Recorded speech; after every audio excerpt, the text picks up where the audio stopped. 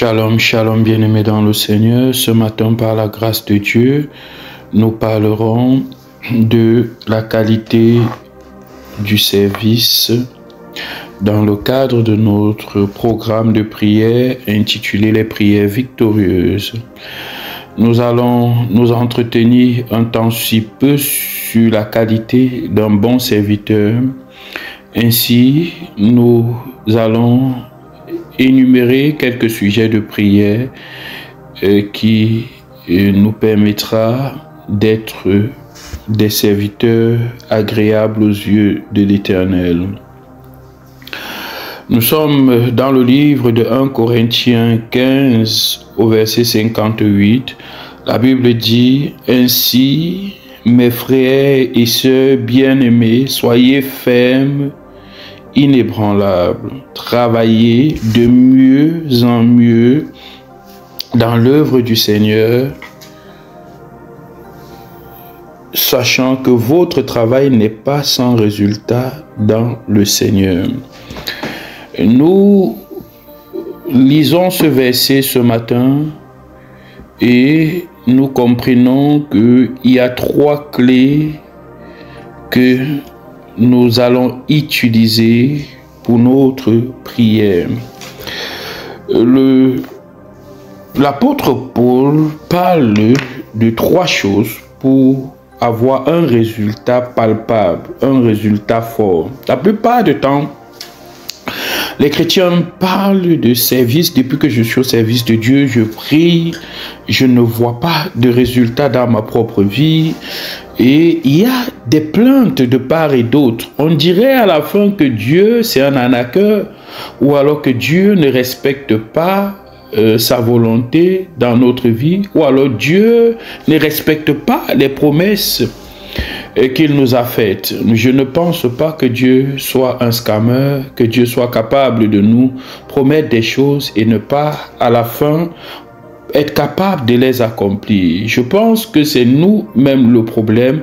Lorsque nous ne méditons pas assez la parole de Dieu et que nous n'orientons pas nos prières dans le sens d'être efficaces, il sera impossible pour nous d'être agréables aux yeux de Dieu et par conséquent, nous n'allons pas avoir un résultat palpable dans le service que nous faisons et parfois dans l'exaucement de nos prières. Bien-aimés, il dit ici: ainsi mes frères et sœurs, c'est-à-dire que l'apôtre Paul dit ainsi mes frères et sœurs bien-aimés, soyez fermes. La première des choses que nous remarquons ici, c'est que Paul parle d'être ferme. Et lorsque nous parlons d'être ferme dans quelque chose, c'est comme la plupart du temps, on peut provoquer quelqu'un en lui disant que tu es trop carré. J'aime souvent lui dire qu'il est préférable d'être carré dans le Seigneur que d'être une personne qui accepte facilement toutes choses, une personne qui est malléable, une personne qu'on peut utiliser à des fins sataniques, ou alors une personne qui peut se laisser aller lorsqu'il n'y a pas une autre possibilité pour lui. Il n'attendra pas le Seigneur, il va forcément utiliser d'autres mesures pour atteindre ses objectifs. Paul dit: sois ferme. La première des choses que nous devons comprendre, c'est la fermeté. Nous devons être fermes dans nos décisions. Nous devons être fermes dans notre manière d'élaborer nos programmes. Nous devons être fermes dans notre manière de servir Dieu. Être ferme nous demande parfois d'être rigoureux dans les décisions que nous prenons. Il y a des personnes qui viennent à l'église, peut-être si elles sont dans le protocole, lorsqu'elles arrivent le matin, elles ne sont pas préparées pour recevoir les gens de manière chaleureuse, de manière amicale. Elles sont parfois arrogantes.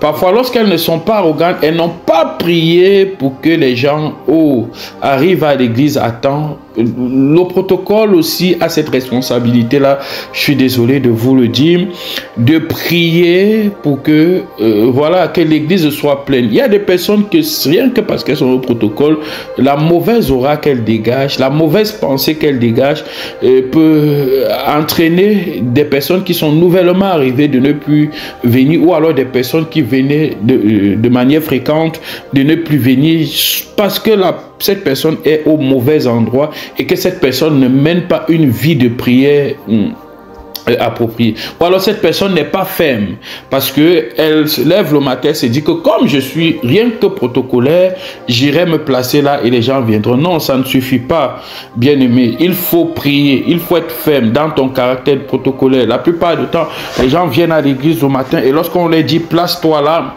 ils décident de se mettre là où ils veulent. Pourquoi? Parce que le protocole ne dégage pas une certaine puissance. Et vous devriez le savoir. Quand tu n'as pas cette allure-là, quand tu vas placer quelqu'un qui va aller à l'autre endroit, parfois les gens se disent qu'on méprise le protocole. Si un protocole est méprisé, c'est simplement parce qu'il n'a pas une vie de prière. Il n'est pas ferme. Et c'est une personne qui croit que servir Dieu, c'est seulement venir à l'église, se placer là comme ça. Donc la fermeté, c'est un peu ça. La fermeté, c'est celui-là qui ne se lève pas un matin parce qu'il veut prêcher ce jour-là, il commence à préparer sa prédication au moment ou à l'instant T. Je ne dis pas que parfois le Seigneur ne fait pas ça. Le Seigneur nous parfois change la prédication lorsque nous sommes sur la chair, mais ça c'est Dieu qui le fait. C'est lui qui le fait parce qu'il s'est préparé depuis le ciel et il t'utilise de cette façon-là. Mais pour qu'il t'utilise même de cette façon-là, il faut que tu sois une personne ferme, une personne qui soit constante, une personne qui est constante dans la prière. Parce que si tu n'as pas cette constance dans la prière, même si Dieu veut t'utiliser directement sur la chaîne, tu ne vas pas percevoir que le Saint-Esprit veut que tu changes de sujet et que tu parles d'autre chose. C'est un peu ça la fermeté. La fermeté ici est un peu comme la discipline. Nous devons être des personnes disciplinées. Nous devons être des personnes disciplinées. En fait, la fermeté renvoie à la discipline. Avoir un programme de lecture bien élaboré, avoir un temps de prière avant d'avoir un esprit de prière.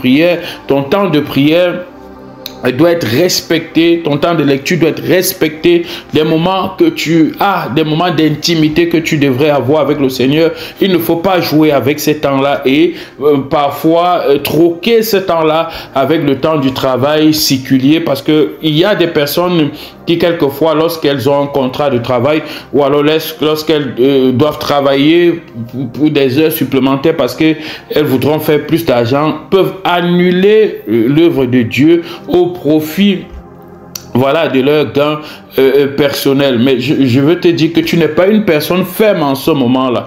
Tu es une personne qui, voilà, qui peut changer de décision à cause du gain.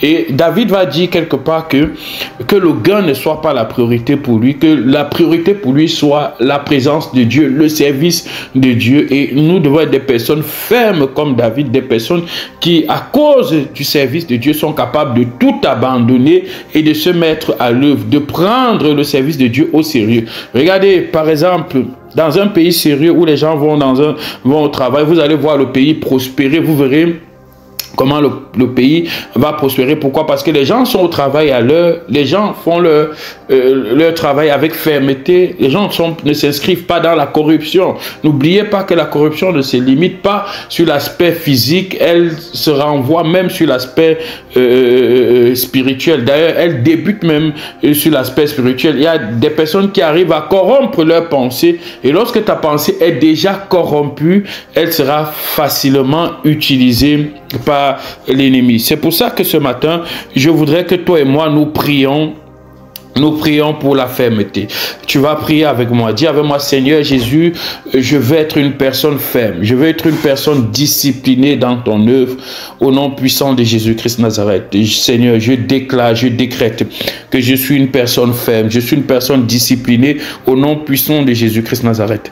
Dis avec moi, Seigneur, que tout ce qui m'empêchait, d'être un serviteur ferme, d'être capable de renoncer à toute chose pour travailler de manière vraie dans mon ministère, dans l'œuvre à laquelle tu m'as appelé, Seigneur, que cela soit banni au nom puissant de Jésus-Christ Nazareth. Seigneur, je rejette tout ce qui peut empêcher que je sois ferme. La paresse notamment, la lourdeur spirituelle, oh Dieu de grâce, le manque des décisions. Je rejette toutes ces choses au nom puissant de Jésus-Christ Nazareth. Père, je rejette, Seigneur Dieu de gloire, le manque d'indiscipline. Il y a des personnes qui sont quelquefois indisciplinées dans leur temps, qui peuvent élaborer un planning de travail et ne pas respecter, c'est des personnes qui ne sont pas fermes. Tu dois prier pour ça. Savoir que la gestion du temps est quelque chose de fort et en tant qu'enfant de Dieu, tu devrais avoir une très bonne gestion de ton temps et être ferme dans la gestion de ton temps. Nous prions. Seigneur, je vais être ferme dans la gestion du temps. Seigneur, je vais être ferme dans la gestion du temps.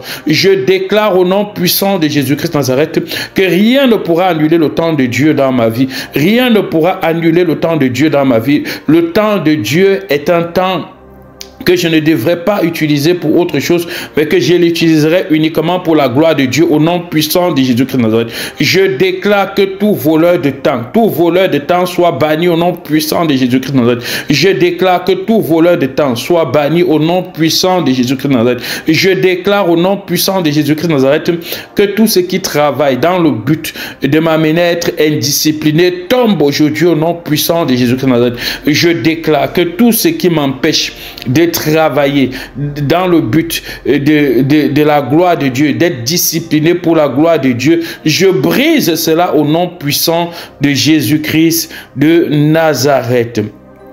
Tu es béni, bien-aimé dans le Seigneur.